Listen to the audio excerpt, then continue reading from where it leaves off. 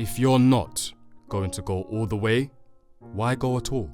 As said by Super Bowl champion Joe Namath, the journey of any American football player is about committing yourself entirely to challenge and not settling for mediocrity. The Turning Tables team had the privilege of visiting Under Armour to sit down for a conversation with one of the UK's brightest talents in the sport, UA athlete Toshane Boyce. Toshane, it's a pleasure, man. UA Next Athlete, UA Battersea Power Station. Thanks for coming, man. How Thank you you feeling? for having me, man. Nah, honestly, this is a great opportunity. I'm so grateful to be here and, just be able to share my story even more. Bro, I've always wanted to talk to somebody who actually plays the game. Yeah. I've followed NFL. I won't say I'm an expert fan, but I know enough. I've watched enough Super Bowls, enough playoff games, enough regular season games to understand the fan perspective. So today, it's a pleasure to learn about the other side A little of it. bit more, no, for sure. Let's start though, just like where it all began.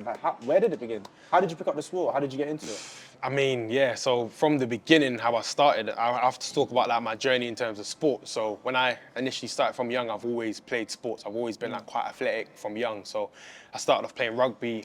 I did track, and then I also did rugby as well. Reason why I got into rugby was because from That's young, like a perfect education. you know what I'm saying? You start off with track, then move into rugby. So I got into rugby because I was always fast, but I was always quite big from young. And my teachers was like, "You're too big for football. You need something to take out your aggression or your anger in some aspects." When I was younger, I had a little bit of anger issues. Dad being away and stuff like that. So I needed something to push my energy in towards something, to do something, to hit someone or whatever. So they directed me towards rugby. So I was like, cool, rugby, let me give it a go. And it was easy for me, running past people, hitting people and just scoring, tries and stuff. It was very easy for me. Rugby started to get a little bit easy. And then when I hit 16, I got recruited for American football. So me and one of my boys that went to my secondary school, Howard Academy, we both saw this leaflet and it was basically saying NFL in the UK, and I was like, NFL, what NFL is it? Did you watch it at all? Nah, no clue, Nothing. Didn't watch it or anything at all. So I was like, what's NFL doing here in the UK? So me being young and naive, I thought it was the same as rugby. So I was like, I already do rugby. This NFL thing will be easy. So me and my boy both signed up and was like, let's give it a go. Let's go to the tryouts and see what he's saying. So we went down, I think they had the tests in that New River Sports Stadium, so it wasn't too far from where I lived, so it was local to get to. And only on the day I found out that the trials were at 1,500 people. So literally people all over the UK. Was this NFL sponsored? This was NFL sponsored itself. So I was thinking, I didn't know that this many people were tapped into NFL. So And was it like teenagers like you or? Teenagers. all six, I think it was 16 to 19 at the time that would have been eligible to make it through to the squad. So I was like, this is quite big. I didn't know how big it was. Went to the trial day now, and I'm seeing bare people with gloves, with football, so people already played the sport, but I didn't know. So I was like, this is gonna be quite serious. So me and my boy both go down and we just do the combine drill, so 40-yard dash, vertical jump, broad jump, and I'm like, all right, cool. It's nothing American football related. It's just raw athletic stuff for them to see if you're a good enough athlete. So as I always do on the day, I went down there and I did my best. I didn't know how I was gonna do, but I was like, you know what? I'm really, really fast. Let me show these guys how fast I am from track and rugby. So I went down there and I actually ended up running the fastest time out of everyone that was there on the day. So out of the 1,500 people, I think I ran a 4.61 for 16. So pretty good for a 16-year-old, you know. So in the end, the head coach came up to me and he wrote something down. I didn't know what he wrote down, but he was like, have you ever played before? I was like, no, I never played, but he was like, I'm just an athletic. Yeah, just one of them athletic kids. Then he was like, I'll be in contact soon. A couple weeks later, they sent me an email basically saying congratulations, you made it through to the next stage. How many people got in the first stage? So from 1,500 people, they cut it down to 150. So they basically cut off 10%. So 1,350 people got cut. So I was like, me to be within that best 150 people, that's amazing. So clearly, something here, is good. So my boy that came with me, he didn't actually make it through to the next stage. So I kind of felt upset in a way because we both did this together in a way. But I was like, you know what? He was the one that kind of did it with me. I'm going to try to pursue this and continue it for him in a way. So I went to the next stage and they took us to the Tottenham Stadium. So when it actually launched, the new stadium at Spurs, that's the first time that we was actually able to be on it. So we were the first athletes to kind of test it out. And yeah, man, it was great. Best 150 people. We did the same thing. And then a couple of weeks later, they told me that, yeah, man, you made it through to the NFL Academy. So yeah, that changed for me, man. It was massive. How did you go though from knowing, obviously being incredibly quick, strong, playing rugby, but then also learning to like carry this? Yeah. 'Cause it's like, it's a completely different thing, right? It is. I don't know, like... So how did you like transfer your skills over so easily? Yeah, I feel like because obviously I did rugby, it was kind of similar in my mind, and because I've been used to kind of running, hitting, carrying the ball from rugby. Yeah. Obviously, I knew it was two different sports. You know, rugby, you don't have any equipment, pads, helmets, and stuff like that. But because it's an art to catch. there's a certain way. There's a certain way. Like, you know, it's not just naturally. You know, when you catch a ball, it's you know, you just do certain things. But I really had to program myself to learn how to do certain things. Yeah. But because I love a challenge, I was like, you know, let me just give it a go and just try to do something that you know no one else has done before, especially in my area. I was the only one that was doing American football, so it was new to me, new to everyone. But I was like, you know what, let me just give it a go and see what it leads to. And you know, how did you like pick up the tactical side of it? Did you do that? Was that where the academy came in? Yeah, so that's where the academy came in. So when I started in 2019, that was my first year. So that was kind of like my basic year to just really learn the game, learn the positions, learn the sport, learn the terminology. Like every sport has a different. Given a position straight away, did they look at you and just say, run it? Yeah, so in my mind, I did my research to think what position would I want to be. I knew I want to be an offensive player. I don't want to be on defense. I want to be an offensive player. And I said, you know, if I had to choose, I want to be either a receiver or running back. As soon as they saw me, they was like, yeah, this guy's going to be a running back. Like, he's a bit too short to be a receiver. But they was like, yeah, this guy's going to be a running back. And I was like, perfect. Like, that's what I want to do, because in rugby, I was a winger, so quite similar in terms of American football as well. So talk to me more about the academy, like how it's structured, what actually it does for you as a new player, regardless of your like background in the game. Yeah. So 2019 is when the academy was launched. So that's the first time ever NFL academy was launched, or American Football Academy in the UK. So when I joined 2019, it was kind of like fresh for me and everyone that was kind of there. Some people played previously, like from teams, but this was a proper institute. The coaches that are there now and used to be there before when I was there, they come from American football culture, so they've been to America. Are they from America, or is it British coaches? They're British coaches, but they've played in America. Okay, Some of them have played in the actual NFL, so they know like how the standards, and they bring that American culture over to the UK as well. So yeah, like it was hard, man. Like it wasn't easy for sure, but I would say that it made me very, very disciplined. It made me very motivational. Like actually put me in a program where I'm gymming 4 times a week, training 5 times a week. So it's full time. Full time, like, you know, alongside your education. A lot of people. Were you playing? Was it competitive, or was it mainly about training? Did you play? So the only issue with that, very competitive, but obviously the time that I was at the academy was good during the COVID time. So 2019 is when I started. 2020 is when COVID hit. 2021 we were still in COVID. Then 2022 was like my first year to kind of play in a way, but also my last year. So yeah, my last year I did get to play 3 games. I played Germany, Sweden, and back in the UK. So is that like academies in those countries facing against each other, or is it just? In a way, not NFL academies, but like other academy, like Swedish academy, German academy in their countries to also come together and play against us. So that's the competition that we had, and we had 3 games within that year, and I dominated, man. Like I had a goal to achieve, you know, the best that I could for myself, and I scored 9 touchdowns in 3 games. So can't go wrong with that, to be honest. Did you have any like encounters with like any cool people, anyone that kind of was an influence on you in the time? Yeah, I mean, my coach, my running back coach, Jermaine Allen, he actually played in the NFL himself. So yeah, he was in the NFL for a couple of years for the Chicago Bears and also the Steelers as well. So he started playing when he was pretty young. He started playing when he was 19. He started at uni. So his story for me was like, wow, like this guy started like, you know, older than me, but he still managed to make it to the top level. So he was a big mentor for me, and obviously he then left, he moved on to a different role. So he left the academy, but me meeting him and just being able to learn so much from him, someone that's been to the NFL, I was like, you know what, even though he's not here, I need to continue and pursue that journey of being great, trying to make it to the next level and everything as well. How does that feel though, to like meet ex-pros? Because I feel like you meet a British like sports star. Obviously, it's a great experience, but it's like it feels more accessible. Should I say? But like American sports stars are like, it's like they're like bigger than life. Bigger than life. Because it's like they're in a whole other side of the ocean, doing things that we just can't really comprehend. So how does that actually feel to be like working with them day in, day out? It's amazing. Like one of those American figures that I've met is Russell Wilson. So like Russell Wilson actually Well, I've done a workout with Russell Wilson where he's been, you know, throwing me balls and stuff like that. Wow. I can actually say I've caught a ball of Russell Wilson. So it's like, just that in itself is, you know, guys that have played the sport from young and they've gone over to America or they live in America and they're doing the biggest things, playing at the highest level and being able to kind of just learn and take certain things off those people. It's just amazing, man. Like, as you said, they're bigger than life to us. So to be able to kind of be in the same environment as them people and just really pick their brain, like, such a great opportunity, man. Like, I was amazed, man. And yeah, he's a really, really great guy and can't wait to see how he continues to do in the league. Amazing, man. So currently now you're playing contact and you're playing flag. Flag at the same so time. You're balancing the two, yeah. And you're playing in France with the French team, Nantes, Elephants. Nantes. And you're playing in London, the London Warriors. London Warriors, yeah. How are you doing both?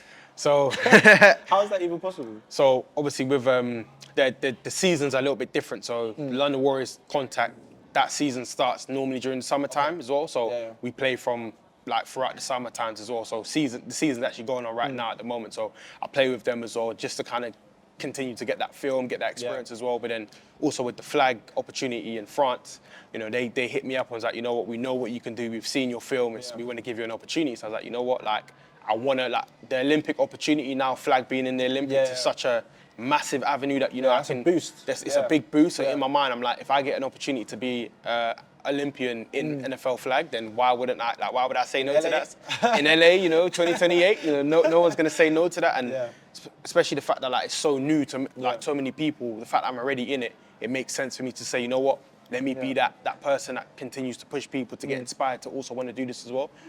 We'll talk about LA in a bit, but I want to learn more kind of like about you as a player, like day to day. Like, what does that actually look like? I know you're obviously, are you flying back? Are you going back and forth between France and? Yeah, so France, I haven't started with them yet. So France is going to be France is going to be a next year thing that I'm going to like roll out with them. So yeah, like at the moment it's not going to be like anything this year, but next year is when like things are going to start. But yeah, the schedule will probably be like me going back and forth a little bit for seasons, for competitions and stuff like that as well. Yeah, and with the Warriors, how would you describe the level compared to the academy? Is it like, do you see like alumni from the academy while you play? Like, are you bumping into guys you used to train with? Yeah. So are you playing with guys you used to train with? So some of the guys that, like, once we obviously finished, for the guys that didn't go to America, some of them, because our coaches that used to coach at the academy are at the Warriors, well, like, you know, these are the same coaches, so the quality itself is still going to be there. Like, obviously there's some guys that are like older guys that, you know, they've kind of been through it. They're not as serious because they're not trying to make it to the top level, but at the same time,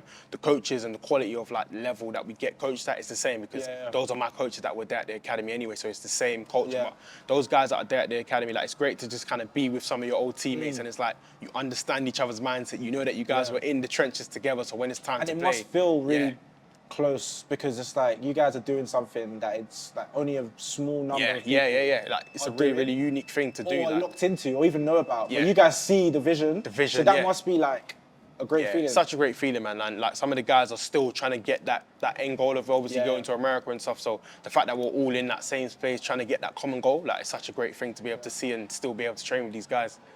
What actually are the differences between flag and contact? Obviously, the main one being you can't hit. Right? Can't hit, Is there any other like nuances that people won't realise about? Like, do you have to adapt your skills in certain ways? Yeah, massively. So main difference between flag and contact is obviously, as you said, contact you can obviously hit, non-contact you can't hit, but it's more so like just the element of you being tackled. So the way you get tackled in flag is by pulling the flag belt. So you're not actually physically hitting someone or taking them to the ground. You have to pull their flag belt to be able to tackle them, and they stop there and then they resume.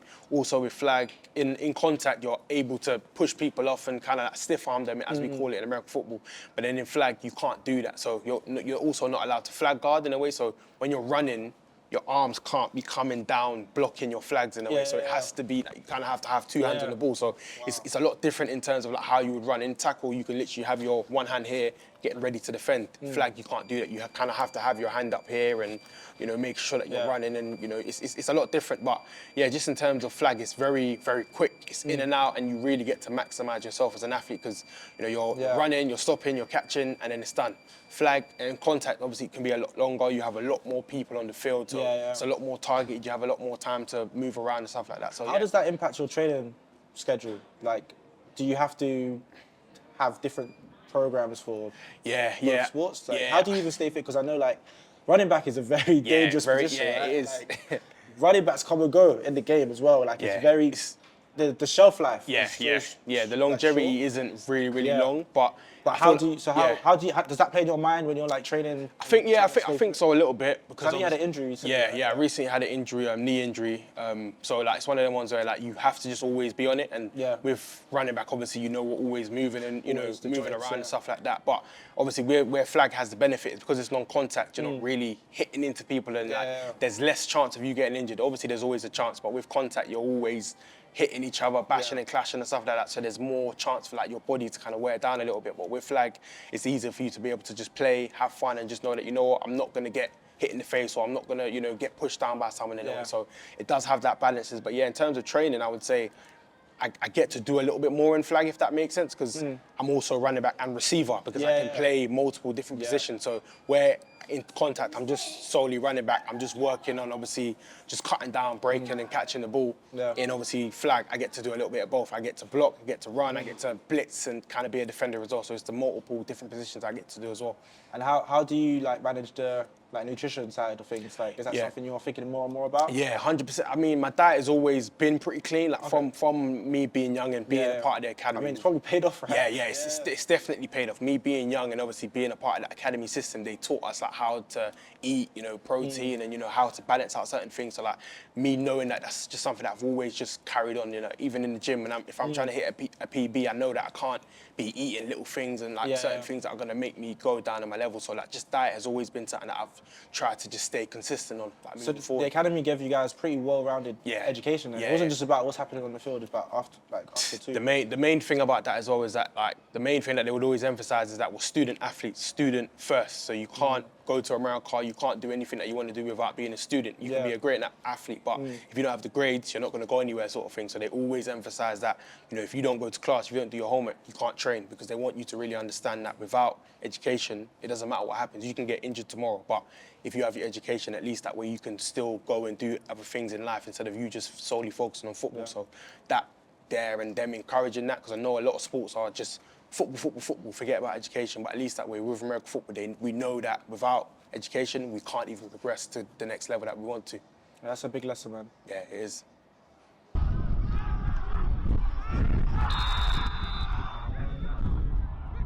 Straight away, question. Super Bowl in London, what do you think?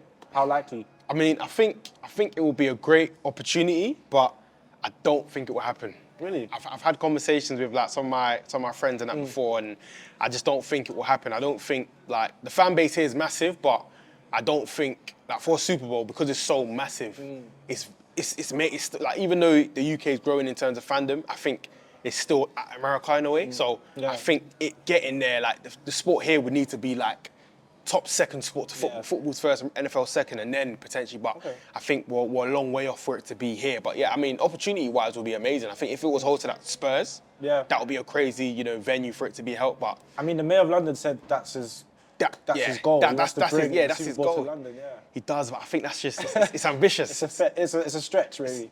What about a franchise in Europe? I think a franchise in Europe would be nice. Obviously, you think that's more or less likely than Super Bowl? I think that's more likely. Okay. I think Super Bowl, obviously, biggest NFL event. Everyone knows Super Bowl is massive. I guess there'll probably be a lot of resistance in the States to like not having that opportunity to host it. Like in their mind, it's like, this is our sport. Why are we bringing it over to the UK? Like naturally, even if they're gonna keep it, they're gonna keep it in their country and just have it in a different state. But yeah, like I mean, we've given them a World Cup, so. I know vice versa, it should work, innit? But I just feel like for them at the moment, because it's not as big as it could be yet, I think they're just going to hold out for that one a little bit. But I think like, the idea itself, I would love for it to be there. Like, I live close to Tottenham. That's right on my doorstep in a way. So I think that would be a great opportunity. But I just don't think it's there yet at the moment. Where, like more generally, like the growth of the game. Yeah. I know you just kind of mentioned it. Where do you think that's going in Europe and the UK? Like, I know it seems massive now. Yeah. But obviously, there's a lot more growth to be done. Yeah, definitely. What's your feelings on that? So obviously, I work for the NFL as well. So like our main aim is to obviously grow the sport internationally and like grow it globally as well. So at the moment, we obviously have games in Germany. So games in Germany, we have a game in Munich. I was surprised. Like the atmosphere. Yeah. I didn't realise it was that big in Germany. It's massive. Like the German fans, they're really, really big on NFL. So like, there's a game in Germany that's going to be happening this year as well in October. So that's coming up soon. There's a game in Madrid this year, so in Spain, and also in Brazil as well. So the game's really, really starting to grow a little bit more, and those countries are starting to really say, you know what, this game is massive. And having a game in Brazil, like the game in Brazil is really, really massive. Like the football fans are like big NFL fans as well. So like being able to kind of expose them to more NFL and get more games, I think that's when it starts to broaden out to more countries. Like Mexico are massive for NFL as well. Like they have, I think NFL flag, they have 2 million people playing at the moment as well. Like NFL flag, like the non-contact version. So they are massive into NFL. So if we can get a game over there as well, then that just opens up that pool to more people getting involved. And you think this is trickling down? Like obviously, it seems like to me it is in terms of like what we're seeing in terms of the more games in London, more games in Europe. Always sold out. Is like the British football, American football scene? Is it trickling down to that in terms of like the levels getting better and better, more players, more coaches? I feel like each year, and especially with like the international player pathways, giving guys from the UK an opportunity to go over and actually play in these leagues. Like I don't know if you know Lewis Rees-Zammit from Wales. Like he was a rugby guy, transitioned over to American football now at a young age, right? At a young Which age, is a big thing because it's like he was one of the. I don't know much about rugby, but from what I've read, he was a superstar in rugby. So for him to kind of transition over, there's a lot of rugby players that are thinking, whoa, like if he can do it, I know he obviously was at that level, but maybe we can give it a go and potentially get. So just rugby guys are great athletes as well. So getting them into the sport now, that opens up the pool to say, wow, like there's even better athletes now getting into the sport, and that is going to then make rugby fans start watching American football, so that it just opens up a pool for new fans and new opportunities as well. So potentially having something in Wales now could be an option, because obviously now Lewis is there. It's like, you know what, if he's there, let's do something. So I think it's definitely trickling down, because now the talent's getting better. The stadiums are more accessible now, because they're like, you know what, let's do an NFL event. We know we're going to get money. We know we're going to get fans. Why not do it? And you've been over to the States to play, right? Yeah, I've been over to the States, yeah. How is that? What are the differences? Like, have you noticed any differences between the way, like, people in Britain play the game and Americans play the game? I feel like with them, it's kind of like, it's football for them, for us, if that makes sense. Like, it's their everything in a way. Like, when I was in America and I went to certain camps, like, the way that some of these guys are, like, they're just so locked in, because it's like, if they don't get this scholarship, they can't go to school, they can't go to college. So it's like, for them, this is literally all or nothing. Their parents are driving down from state to state to try to give them that opportunity. And in their mind, it's like, because they're so hungry, firstly, they want to go to college. Their parents want them to go to college, but they don't have enough money to pay for that. So the only way they can go is by being a great athlete and showing the coach that, look, I really, really want this. I'm hungry and determined, and I want this opportunity. Some of them obviously want to make it to that NFL dream, but even making it to college itself is still that big opportunity, like, because if you don't get a scholarship, it's 60, 70 grand a year to go to that school. So like, it's like the mindset by them is just different. Like, when I was out there, I could really see that, wow, like these guys are hungry for this. It's like life or death. Life or death in a way. And that made me even hungrier. I was already hungry, but seeing these guys really go at it, it's like, wow, like, cool. I need to, do even more, because if these guys want it that badly, then I also need to show them that, right, this is why I want it as badly as well. Culturally, were there any clashes at all, or was it kind of? Did you feel at home? I thought. Did it take time? I felt at home in a way. They thought I was one of them. they thought I was one of them. Like, because obviously me being naturally so big in a way, they didn't know that until they heard my accent. They was like, oh, like you're from London. I was like, yeah, I'm from London. But just the way I was in terms of like my football ability, they thought that I was one of them. And like they were like, what state are you from? I'm like, I'm from the UK. They was like, no way. Like, how you so good? Like, they wasn't in tune to know that we actually played over in the UK. So like, even me hearing that was like, right, like if these Americans are saying that I look good, I look big and stuff like that, I'm fast. They're not even noticing the difference. And it was the same with the coaches. The coaches thought that I was from America, so they didn't even recognise it didn't hinder me being from the UK, which I loved as well. So it shows that must be a good sign. Yeah, the levels getting there. The levels getting there in a way that coaches are kind of recognising that, right, like these guys from the UK can actually play the game as well. And the international pathway, right? Can you talk to me more about that, like its impact? Is that something you might aspire to? Yeah, 100%. I mean, that obviously with like international, with flag in LA is like my big aspirations right now. Like, so with the IPP, you have to be, you can only be eligible 3 years after high school. So technically after the academy, 3 years afterwards is when I'm eligible. So I finished in 2022. So next year is when I'll be eligible, 2025, to be able to compete for that. So yeah, like I'm locked in, I'm ready for that, and I'm just training as hard as I can to be able to get that opportunity. Like for me, that's such a big opportunity, because it's like, you can go straight from being in the UK into the NFL, if that makes sense. Like, how does the process work? Like, so the process, so basically what is, so the guys that work within the IPP team, the International Player Pathway team, they obviously select a certain amount of people. Ideally, it's more so for like O-linemen, so like your bigger body guys, because you know it's hard to find someone that's big and can move at the same time. And teams always need O-linemen. They always need big guys that can move, you know, and they're quite big and fast at the same time. But also for our skill positions, it's also an opportunity for them to get selected as like maybe a special teams guy, so like a running back, a wide receiver, or a kick returner or something like that. So you get selected onto that program through like the IPP team that go around and scout and looking for people. Then if you go to compete, so you do the combine, so you run your 40, you run your, you know, all your testing and stuff. Then within that group, they select around, I think it's 10 to 15 guys that obviously then are that bunch. Then they fly you out to Tampa, so IMG Academy as well, for you to train for 3 months to be out there. So they work on everything, your combine, your football skills. They really narrow down your time. So if you come in running a 4.40, they're going to try to get that down to at least a 4.35, or they try to really get your times and prep you for this combine. So this is a big investment. It's a big investment. Yeah, you're there for 3 months. Is a long time, you know, in the heat, in the conditions, with IMG Academy, some of the best coaches, you know, high school wise and just in America as well. For it's a private school, so best coaches there, and then you're preparing yourself for draft day. When it hits draft day, you have your international draft, so you go to some of the. Okay, so is that a separate draft? That's a separate draft to the actual NFL draft. This is like the international draft where like other players internationally from different countries can also get to go into that draft, and then you do your test, you run your 40, and then if coaches really, really like you, you then have the opportunity for them to say, you know what, I want you to come visit our school. We want to come sit down, have a conversation with you, and just kind of talk to you about certain things and just see how you are. And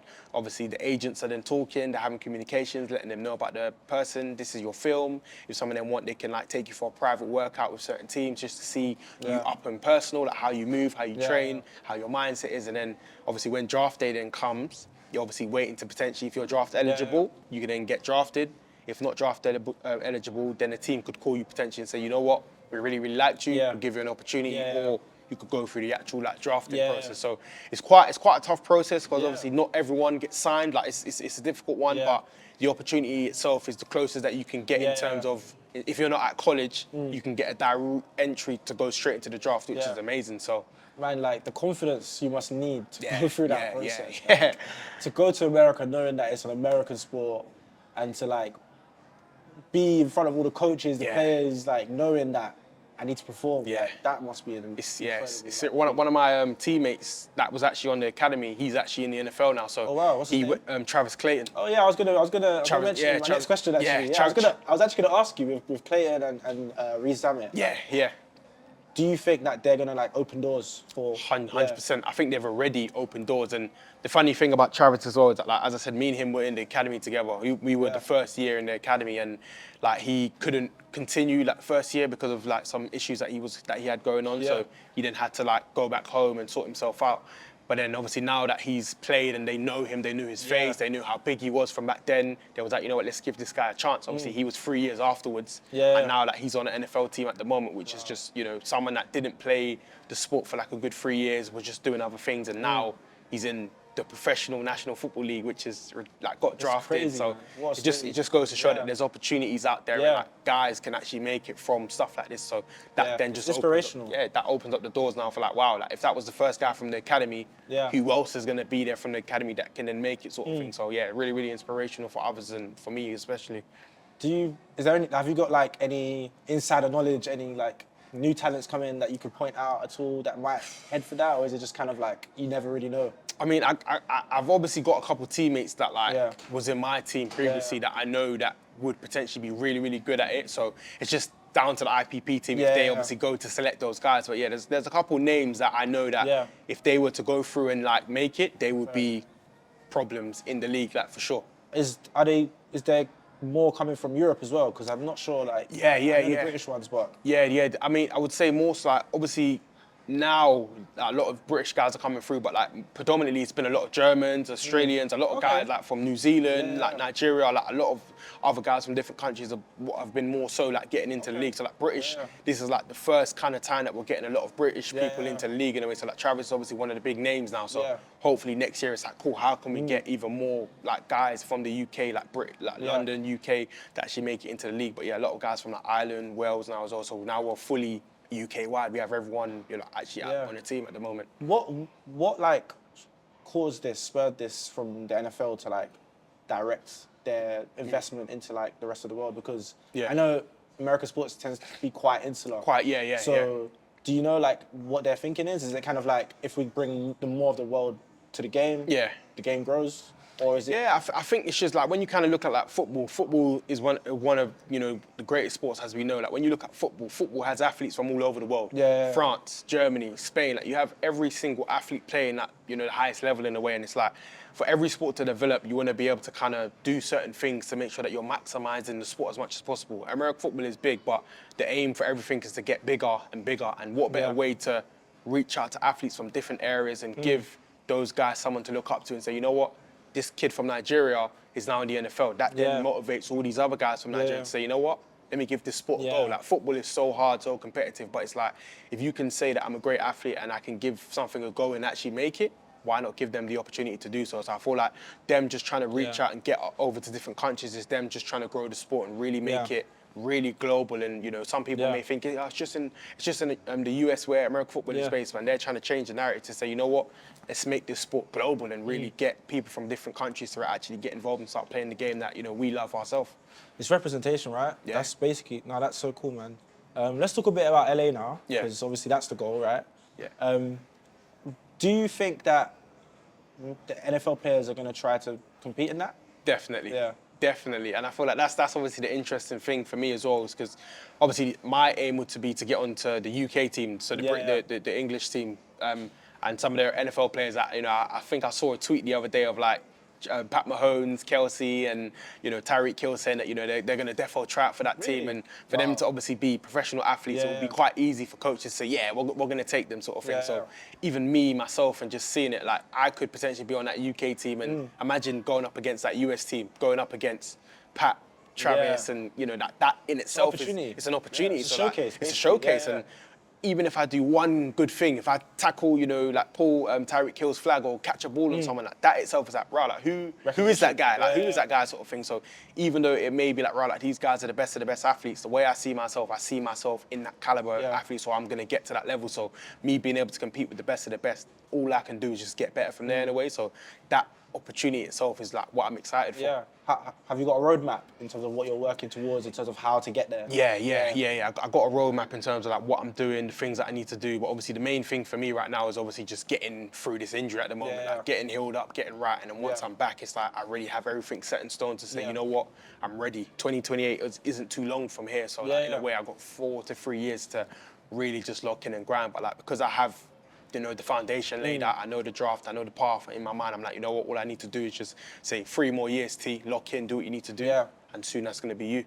Is it having a ripple effect on like your teammates, the people you're playing? Is everybody kind of thinking about this? Is this kind of a common goal, do you think? I think in a way, because obviously some of my teammates are the older guys, and so for them, that opportunity is, you know, kind of gone for them. But definitely the younger guys, like some of the guys that I used to play with, they see this as an opportunity to say, you know, like we can make a team, that we can come together. Some of us that didn't get to go to America, this can be our opportunity to say, you know, cool, we didn't go to America, but what are we? We're Olympians, so let's give this a go, innit? So a lot of my teammates that, you know, we're training with and stuff like that, we're like, you know what, this is an opportunity for us. Like, the American thing didn't happen, unfortunately, but it doesn't mean that it's over. Like, every story is a different opportunity. So, you know, same destination, different journey. So in a way, we're gonna still get to where we need to get to. Just might not be as straight line as it may have been for other people, but we'll still get there in the end.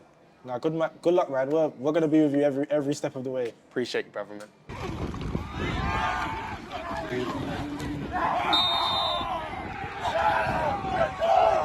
So you're sponsored by Under Armour, one of the biggest sporting brands in the world. How did that start, and how does it feel? I mean, firstly, it feels amazing. Like, you know, to be so young, like 21, and obviously sponsored by Under Armour, such a great opportunity, you know, like recognition, and obviously giving me an opportunity to, you know, grow my brand, grow myself as a person, and obviously network with other people as well within the industry, sporting industry and other industries. So proper happy about that. And yeah, like the way it started was, you know, like it was such a weird story in a way. So one of my boys that, you know, me and him used to go way back, like used to do track football together back in the day, you know, me and him kind of like fell out of contact a little bit, but when the testing was launched, he kind of sent it through to me on Instagram, and it was basically UA Next outlining the different tests that they do. So like the 6 tests that they have to be able to like get sponsored by so UA you got Next. past basically a sequence of challenges. Sequence of challenges in and a the way. winners Will then get sponsored. So me and him both booked today and said, you know what, let's just go down, let's give it a go, give a testing. So came down to the Battersea Power Station, and then we basically just both competed. So there were 6 tests that we had to do. Overall, we both did really, really well on the day. We ranked 3rd and 5th on the day for the testing. It was like, you know what, we did pretty well. After the testing, you're not able to do the test for another 6 weeks. So 6 weeks has gone by now, more people have come, we've got pushed down and down throughout the testing as well. So we booked a day on the last day of the testing to try to see if we can get back in the top 10. And we both smashed it. That day I came 3rd and he came number 1 overall. So he did really, really well on the day. So after that, we then got an email basically saying, congratulations, you made it through to the next stage. We're gonna fly you guys out to Amsterdam. So I was like, right, like these guys, this is serious. Like a new program, they're flying us out to Amsterdam to compete as well. So I was like, you know what, this is an opportunity. I need to go out there and dominate. So they're flying us out over to Amsterdam now, and we basically had to compete again amongst the top 10 to see the best 3 would then get sponsored. So when we went over to Amsterdam, the tests were like mainly power-based testing. So like jumping, like a lot speed cardio on the bike, just seeing like how strong you are, like how much power you can exert. Sounds kind of like, have you seen that Netflix show, The 100? Yeah, the 100 fitness, like that similar to that show in a way, that basically you have the best 10 athletes in a way competing to see who's going to make it through to the top 1 in a way. So after we did the testing, that really, really good day, good opportunity. Like I was pretty confident with how I did on the day. Like I know that power is like my element. Like when it comes to that speed, power, that's what I do in terms of training. So I was pretty confident I was going to do well that day. Then a couple of days later, they emailed us, they gave us a call just saying like, yeah, congratulations, how did you think you done? And obviously they said that I made it through and I got sponsored. So like from there, like, it's been amazing, man. Like the opportunities, the events, you know, just being able to meet people. Yourself on billboards. On billboards, you know, meeting Anthony Joshua, like, you know, like just the opportunity itself is really, really great, and like, I'm just grateful, man. How does that feel though? Because like, obviously sponsorships in general, it's kind of, there's a lot that goes into it. How does it feel to be sponsored just purely based like on merit, like on being skilled and talented? Just like, you like know, it's not how you look, it's not how you talk, none of that. It's just based on you. Based on you. I mean, like that is so special. Like when I was when my mum obviously found out, my mum knew from before, like she was like, I know you're gonna get this. I know you're gonna, like, because she knows the work and stuff that I put in beforehand. But obviously I was expecting for it to just be like a sponsorship, as you said, just on like me. But then to get an opportunity to be on the billboards and be able to kind of travel places with these guys, it's like, right, like this is actually a big thing, and it shows that sports is so much more than just playing. Like there's other avenues that you can embark into from playing and also being such a great athlete as well, man. So, yeah, man, like, it's just surreal. Like, even now, and I think... stories? Yeah, pardon? Any cool stories? Anthony Joshua? There was... Met The Rock yet? That's one of them. I'm putting a request to go watch a Curry game, because obviously Stephen Curry, he's a big... But in terms of stories, I would say there was a time when they flew me out to Germany. And when they flew me out to Germany, because it was for an American football event, so Under Armour was obviously a big American football brand, and it was for me to meet the founder of Under Armour, so the actual founder that made the, you know, that created the brand, you know, just learning a little bit more about the history in terms of like the base layer, like what his thought process was to like creating the brand, and meeting him on a panel together, talking, chopping it up, and like it's just being able to meet Lindsey Vonn, the skier as well, like such a great opportunity for me to be able to connect with like these other Olympians and just be in an environment like, wow, like this is me on stage with all these people. So like it was such a great opportunity, man, and like just showing that this is what it can lead to, and more opportunities can continue to grow and grow from there. It was such a great opportunity. And what are your kind of like ambitions off the field? Like what kind of stuff are you trying to get into? And I know like as well that faith plays a big part in everything you do. It kind of underpins your entire philosophy, persona. Like, talk to me more about that as well. Like, I'm interested to know like how you navigate all of these different things. With the faith as kind of the foundation underneath it. For sure. I mean, obviously, I'm a big a lot of my friends always tell me that I'm a big motivator. So like, in terms of if I wasn't doing sports like properly, something that I would love to get into properly. Like, I'm still getting into it now. Is motivational speaking. So like, I'm a very like big motivator. Like not just by forcing it, just naturally. I'm quite a big motivator. I just talk to people, and I love being able to just talk to people and just give them motivation, even if that's in sports or just not in sports, just in general life. In general, like, how can I make someone be better in whatever they're doing, if that makes sense? So like, I would say motivational speaking. Obviously, like I love like just being able to network and connect with people. Like any opportunity to do something even new, something I haven't done before. I love being able to just try different things and just be involved like, in opportunities. Podcasts, I love doing podcasts and stuff like that. Just talking to people about my journey, their journey, and just seeing like how can I learn more from someone else. Being able to like do modeling shoots and stuff like that. So like, just being able to just broaden, you know, my horizon other than just doing sports and just trying different things. And I feel like faith is obviously a big thing. Like I go to church very, very regularly, like almost every Sunday and stuff like that. And like just speaking and having people in that industry that also get it, because I feel like when you obviously do sports, you can kind of lose focus of and lose track, especially when there's like a lot of things going on. But when you know the root and like the basis of, look, I wouldn't have any of this if it wasn't for God, then that's when it's like you understand that, cool, as much as I'm happy, I'm going to be happy on the good days and the bad days. Like I'm injured at the moment, but I'm not going to say, it was, you know, it's all because of God, I'm going to lose focus. No, you have to just stay locked in and know that whatever happens, it's God that's doing it for me, and just stay humble and stay faithful, man. So that must like regularly go through your mind, even when you're on the field, right? Yeah, always, man, always. Like,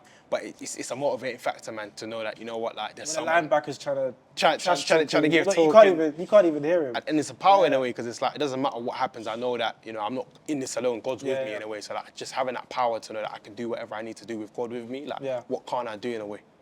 Wow, man, it's been a pleasure, man. Honestly, like I've enjoyed speaking to you so much, and there's so much more that I think you're gonna do. And we'll be here with you every step of the way, man. I appreciate it. Thank you guys so much, man. It was a pleasure as well.